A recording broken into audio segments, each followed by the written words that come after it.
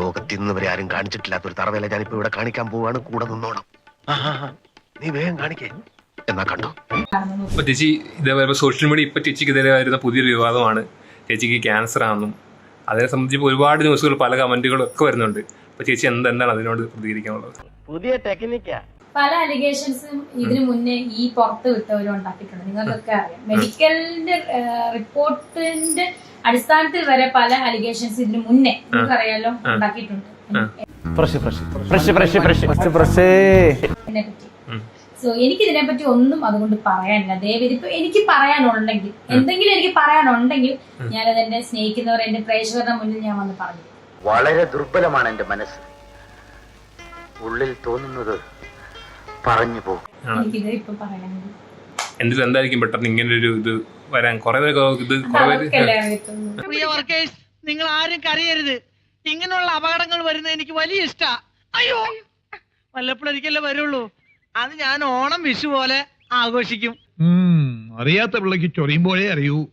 പറഞ്ഞാൽ അനുസരിക്കൂലല്ലോ, അനുഭവിക്കുക.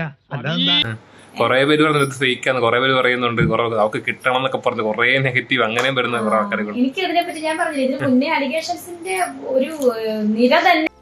അയ്യോ കഷ്ടം. മറ്റു പത്രങ്ങൾ കൂടി വായിക്കണ്ടേ? എനിക്കെതിരെ വന്ന ഒരു വേറെ ഹോസ്പിറ്റലിന്റെ പേരും പറഞ്ഞു ഒരുപാട് ഇങ്ങനെ വന്നിട്ടുണ്ടല്ലോ. ഇതൊക്കെ ഞാൻ നിങ്ങൾ കാണുന്ന പോലെ തന്നെയാണ് ഞാനും കാണുന്നത്. പിന്നെ ഒന്നേ പറയാനുള്ളൂ, ഇപ്പം ഇങ്ങനെ ഉണ്ടെങ്കിൽ നമ്മൾ ഇതിപ്പം എന്നാ അതിനെപ്പറ്റി പറഞ്ഞു. നമുക്ക് ഒരൊറ്റ പ്രാർത്ഥന ഉള്ളൂ, ശത്രുക്കൾക്ക് പോലും ഇങ്ങനെ നമ്മളൊക്കെ നല്ല മനസ്സുള്ളവരാണ്. വിഷപ്പല്ലേ വിഷപ്പാമ്പ്. ഞാൻ പറഞ്ഞു തൻ്റെ അടുത്ത് വീട് തരാൻ, പിള്ളേർക്ക് വീട് കൊടുക്കാൻ പറഞ്ഞു ഇല്ലല്ലോ. അതൊക്കെ നമ്മൾ കഴിഞ്ഞ പ്രശ്നങ്ങളാണ്. എന്റെ കരച്ചിലെ നാടകീയതയാണ്. എനിക്കും പറയാനുണ്ടോ കൂടുതൽ. നമ്മുടെ പ്രാർത്ഥന ഇപ്പൊ ഇത് അറിഞ്ഞാൽ തന്നെ, ഇപ്പൊ അറിഞ്ഞാലും അറിഞ്ഞില്ലല്ലോ, ഇങ്ങനെ ഒരു രോഗം ഒരു മനുഷ്യനുണ്ടെന്ന് അറിഞ്ഞാൽ പോലും നമ്മൾ എന്താ ഓർക്കുന്നത്? ദൈവമേ, ശത്രുക്കൾക്ക് പോലും ഇത് വരല്ലേ.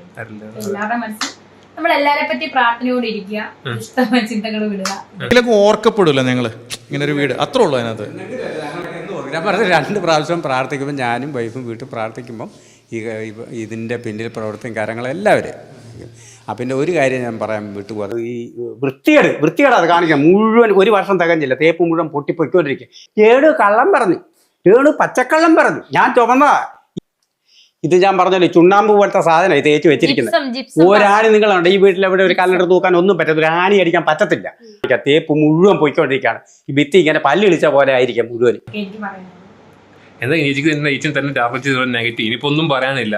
പല പല പല പല പല ഇതും പറഞ്ഞ് ഇനിയിപ്പോ ക്യാൻസർ വരെ എത്തി. ഇനിയിപ്പോ ഒന്നും തന്നെ പറയാനില്ല അല്ലേ ചേച്ചി ഇതുവരെ? ഇങ്ങോട്ടൊന്നും പറയണ്ട. അതെ, മനുഷ്യന്റെ ക്ഷമയ്ക്കൊക്കെ ഒരു അതിരുണ്ട്. ഞാൻ ഒന്നും പറയാനില്ല എനിക്ക്. സമയമാകുമ്പോ അല്ലെങ്കിൽ സമയമല്ല, എനിക്ക് പറയാൻ എന്തെങ്കിലും ഒരു കാരണം അല്ലെങ്കിൽ എനിക്ക് പറയാനുണ്ടെങ്കിൽ എനിക്ക് ഇപ്പൊ ഇവരൊക്കെ പറഞ്ഞാൽ എന്റെ വായിൽ നിന്ന് കേൾക്കാനാണ് എല്ലാവരും എന്താണ് സത്യം അല്ലെ നിങ്ങളൊക്കെ ആഗ്രഹിക്കുന്ന. അങ്ങനെ മിണ്ടി പോകരുത് കരുതേ, മിണ്ടി എന്നെ ഞാൻ ചൂലെടുത്തടിക്കും. എനിക്ക് എന്തെങ്കിലും പറയാനുണ്ടെങ്കിൽ ഞാൻ പ്രേക്ഷകരോട് നേർക്ക് നേരെ എന്ന് പറയും. അത് ഇത്രയും നാളും അങ്ങനെ ആയിരുന്നല്ലോ. പറയാം, ഞാൻ എന്തെങ്കിലും ഒരു ക്വസ്റ്റിന് ആൻസർ പറയാതിരുന്നിട്ടുണ്ട്. ചേച്ചി, ഹനാൻ ചോദിച്ചതിന് ഉത്തരം പറഞ്ഞില്ല.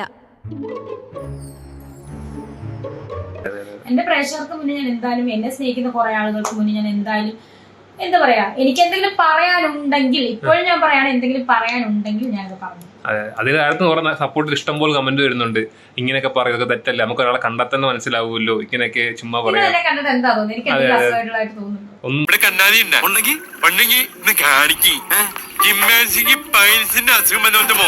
ഞാൻ വളരെ ഹാപ്പി അല്ലേ. ഒരു മൂക്കിപ്പനി വന്നത് കേട്ടാ പലരും തലകറങ്ങി താഴെ വീഴുന്ന കാലഘട്ടം. ക്യാൻസർ എന്നൊരു അസുഖം ഇങ്ങനെ പറഞ്ഞ ആരാണ് ഇങ്ങനെ നടക്കുന്നത്? നിങ്ങൾക്ക് അറിയാമല്ലോ. ഇനി ഇതിനെപ്പറ്റി എനിക്കൊന്നും പറയാം.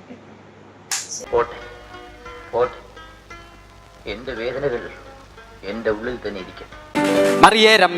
കുട്ടി മണി എന്റെ മേരെ സോപ്പ് പട്ടി, കുട്ടി മണി എന്റെ മേരെ സോപ്പ് പട്ടി, ആട്ടുപട്ടി വട്ടപ്പട്ടി വെറുതെ നിന്ന കുട്ടപ്പട്ടി.